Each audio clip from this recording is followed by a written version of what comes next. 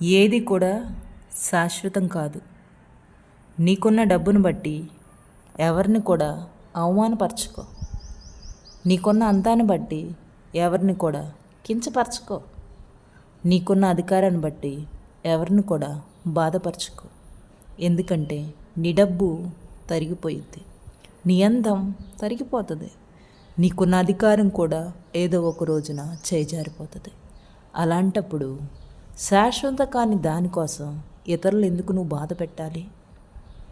ఎందుకు వాళ్ళ హృదయాల్ని గాయపరచాలి?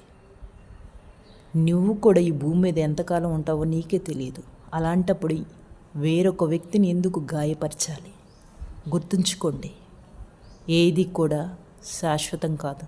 వీలైతే నలుగురికి సహాయపడండి, నలుగురిని సంతోషపరచాలి, నలుగురి జీవితాల్లో ఆనందాన్ని నింప